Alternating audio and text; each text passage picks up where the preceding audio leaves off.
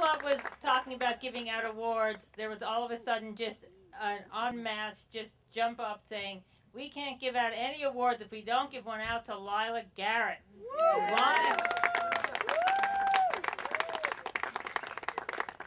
So we created a special Lifetime Achievement Award for Lila Garrett for activism in the pursuit of peace and justice her whole entire life, in everything that she does, in every breath that she takes, in every word that she speaks. She talks and works and lives for peace and justice. And you can take what Lila says to the bank with you. When she gives you an opinion on something, she is right. You need to listen to Lila. She's been through it all. And I want to introduce Lila's granddaughter, Arielle. Please come up, Arielle. And Arielle is going to present the award to Lila.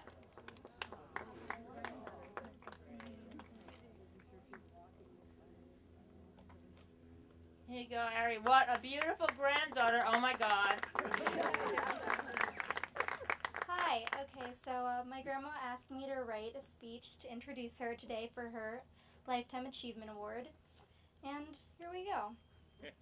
I'm no biographer. In fact, in many ways, I probably know less about Lila Garrett than the majority of people in this audience. But unlike this audience, Lila Garrett has been an intrinsic part of my life since the day of my birth. Lila is my grandmother. In the 16 years that we have known each other, she has shaped my life and my attitude towards that life. She has shown me through her power, grace, and nobility what it means to be a person who can make a difference. She has shown me what it means to be a go-getter and to never back down. These qualities are what have made it possible for her to dominate the worlds of entertainment and politics. In the 60s, Lila made a name for herself as an interviewer and news writer and slowly began to dominate the men's world of television. Soon she was writing for shows such as Bewitched and Get Smart, and before long was not only a writer but a director and producer as well. In fact, she is one of the few women in the world who have created and produced their own series. But she continued her career in television on into the 90s when she created Lila Garrett Senior Class. Here, Lila combined the two halves of her life, entertainment and politics. The show provided senior citizens with an easily accessible and comprehensive source of politics and current events. Lila had used her powers to tap into an age group ignored by the mainstream media. By the time her television career ended, Lila Garrett had won 2 Emmys and a Writers Guild Award and left an indelible mark on entertainment history. She'd become one of a number of women to shatter the glass ceiling and forcefully dominate what was once a man's world. When her television career ended, Lila focused her life on politics. Around this time, the two of us met. I have always known my grandmother as a political activist. Some of my earliest memories are at peace marches, watching her up on the podium making a speech. When I was little, family conversation would revolve around current events, government, things I couldn't comprehend at the time. What I didn't understand was that Grandma was someone important. Grandma did stuff to help people. As I grew older, I came to understand that stuff included sacrificing days on end to bettering the lives of others. Stuff was taking a stand, never backing down, and always fighting for what one believed in.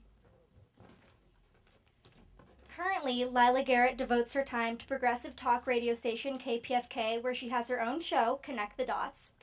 When she isn't informing the masses or meeting with councilmen or planning fundraisers for Dennis Kucinich, chances are she's playing bridge. And when she isn't doing any of those things, she is with her family. It is this family time that I have cherished. When I was little, it meant Grandma scratching my back and telling me stories about her childhood or teaching me strategies for her favorite card game. Now our time together is spent honing my skills as a writer and performer, and for that there is no better teacher than Lila. What I have taken with me from these hours together is not only the structure of a story or how to properly recite a Shakespearean soliloquy, but an understanding of right and wrong, and that I was put on this earth to fight for what is right. And for that, I can only say thank you. So now please welcome mentor, activist, frontier woman, and grandma, Lila Garrett.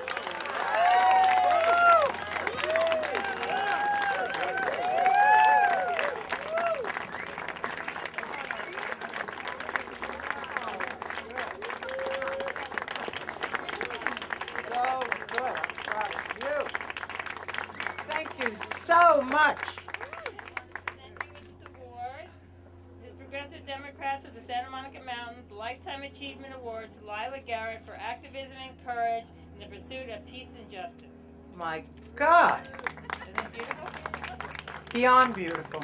Thank you so much. It is so intimidating. You know, when I heard that I was getting something called a Lifetime Achievement Award, I said, well, that's it. I'm old. It's now or never. And I sort of got used to it. But, you know, when you get something that's called a Lifetime Achievement Award, you go over your life. This is not always such a good idea. So I've spent a number of days editing my life. And I'm going to tell you a few things about it. Because without your lives and the lives of dissidents like us, my life would be very different. And so would the lives of most people on this planet. You know, when I think of how comfortable we all are together, very often we're accused of speaking to the choir. You've heard that expression, of course, you know. And it's such a pleasure to speak to the choir. What a joy. What a joy to have a choir and to be a part of it. And it occurs to me that, let's just take modern history. From the time of the suffragettes, which Marcy talked about, to the moment when, you know, gay marriage and gay divorce was okay. All of the changes that happened in between, we were responsible for. Sometimes we feel very defeated when you look at the constant wars that we were unable to prevent, and the incredible economic injustice that we seem to be unable to prevent. But really, we've had a lot of triumphs, a lot of triumphs. I remember when I was the age of Arielle, my granddaughter, and my grandson Louis, who should be taking a video somewhere, but I can't find him, who is only 14 years old. Arielle is just about to be 16. And let's give her a round of applause for her birthday.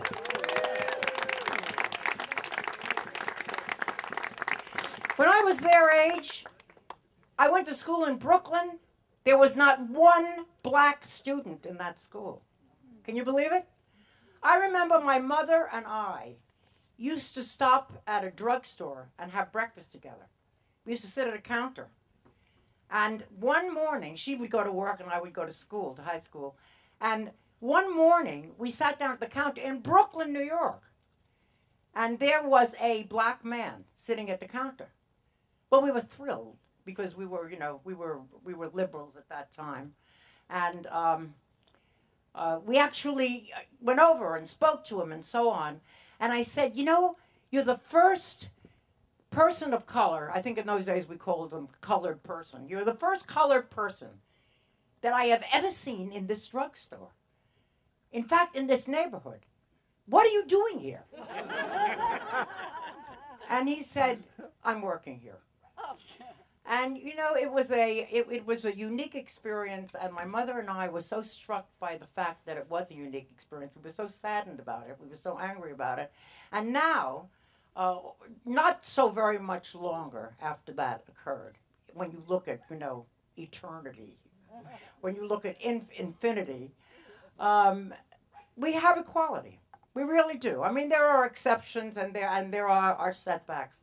But we actually have a person of color who is running for office. So that's the good thing. That's the good thing. Just to spend a little moment on that person here.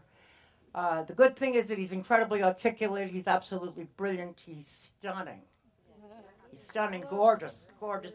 It will be such a pleasure to have an attractive, articulate, you know, dynamic person in front of us on television for 4 years instead of that chinless weasel that we've been stuck with for the last 8 years. That will be good. But on the other hand, we have found ourselves in a position where we have to vote for someone who says, I am not against all wars. I am just against dumb wars. And we are in the frustrating position of not being able to say, okay, define a smart war.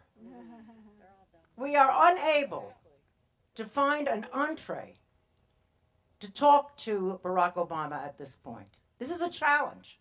We have to meet this challenge. We have to contact Barack Obama. We cannot let him continue to go on this path if he's going to represent our country and the free world. We cannot accept it when he says we've got to take our troops out of Iraq and put them into Afghanistan. Like Afghanistan hasn't been beaten up enough. We cannot accept it. We cannot accept as dissidents, as people who've accomplished a great deal, and I attach us to people like Martin Luther King and Malcolm X, and yes, we're all of a piece. If you connect the dots, if I may plug my own show for just a moment here, you know, if you connect the dots, we are all part of that dissident family. And we cannot accept basic core values that we simply must insist on. War is not acceptable, ever. War never brings peace. War is always sloppy. War is never efficient.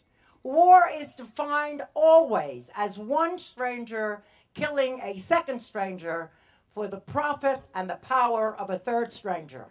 That is the definition of war. You know, I got that definition from my father. I wasn't too crazy about him toward the end, but I have to give him that much credit. He was a very overbearing man. But I remember when I was a kid, my first picture book was given to me by my father. I was 5 years old. He gave me a red pamphlet, and I opened up that pamphlet anticipating, you know, seeing bunny rabbits and, you know, dogs and horses and that kind of thing. And what it was a book of soldiers who had been killed in World War I. You know? I mean, hanging on barbed wire fences, lying decapitated on the ground. I was 5 years old. Wow. And I said to myself, at the time, I said to my father, "Daddy, what are you doing? What is this?" And he said, "This is war." And I said, "Well, what war is this?" And he said, "This is every war. This is every war." And then that definition. War is one stranger killing a second stranger for the power and the profit of a third stranger. My mother was really mad at him. I'll say that for her. I wanted to tell you a little bit about that story that Jody told a minute ago when she talked about the video that I did for Jerry Brown's campaign, because it's a battle that we're still fighting. It was a battle to end nuclear proliferation and to disband our nuclear arsenal. And it went like this. You saw Liza Minnelli. There were a lot of stars in it. And she said, I want to go on making music. And then you saw the writer, Dr. O. He said, "I want to go on writing books." And the doctor said, "I want to go on healing people," and so on, down the list. And finally, I remember Tony Randall saying, "I just want to go on making people laugh." And then there was a nuclear explosion, and a child said, actually one of my grandchildren played this part, he said, "I want to go on living." And then the camera pulled back and many children said it in many languages. And I must tell you that Jerry Brown was the only politician who was willing to run that video commercially. He was the only one, and he took a tremendous beating for it. Pete Wilson, who was running against him for Congress at the time, really beat up on him and said, "Is he saying that I'm for nuclear war? Is he saying that I would support nuclear war?" And you know, he was swift-boated as a result of that. So in a manner of speaking, I always sort of regretted making that commercial, but I've always admired Jerry as a result of it. I'm sure Jody had a hand in it. I'm sure she did. I want to tell you about the first time that I saw Maxine Waters, whom I know very well, and I hope she comes today. But we belong to something called Women for a Meaningful Summit. And the very first summit that Reagan attended, we were part of. And that summit was in Switzerland with Gorbachev. And so we went over there, I remember Jesse Jackson was the only man in the group.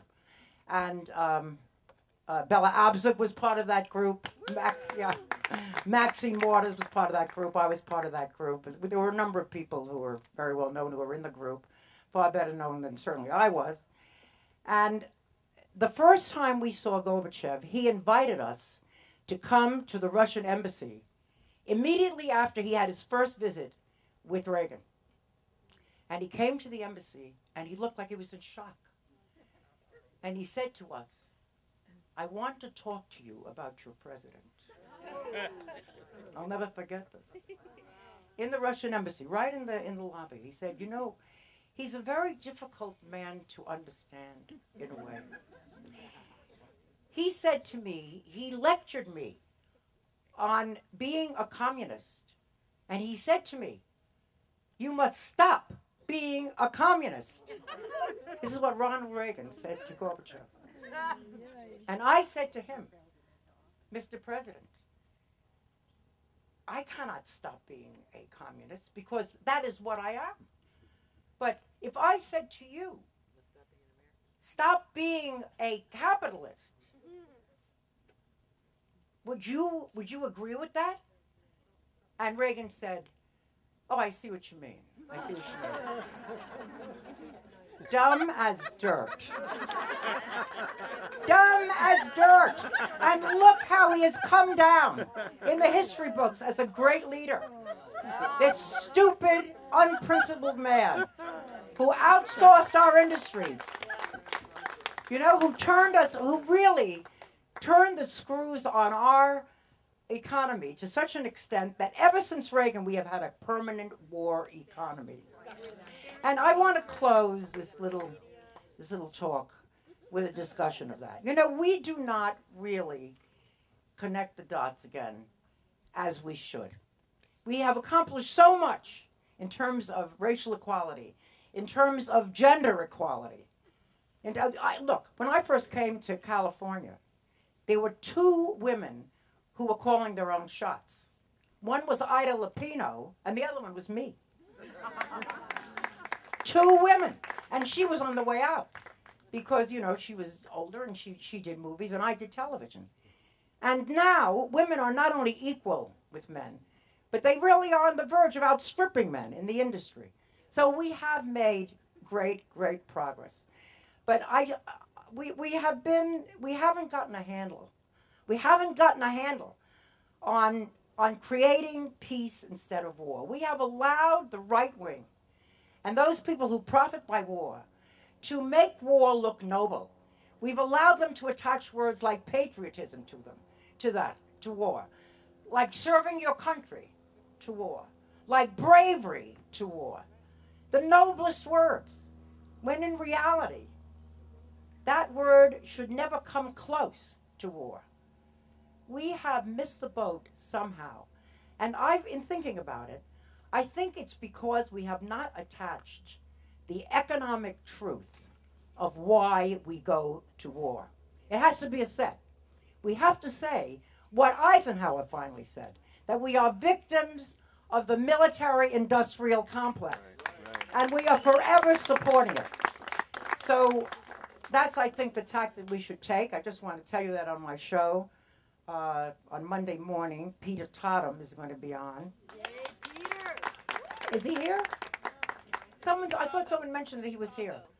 And it's the kind of outspoken bravery, I don't know if the word is bravery, passion, conviction that Peter Totham has, that Jody has, that Maxine has, that all of you have, that we must put to work. We mustn't compromise. We must demand a world at peace. Thank you very much.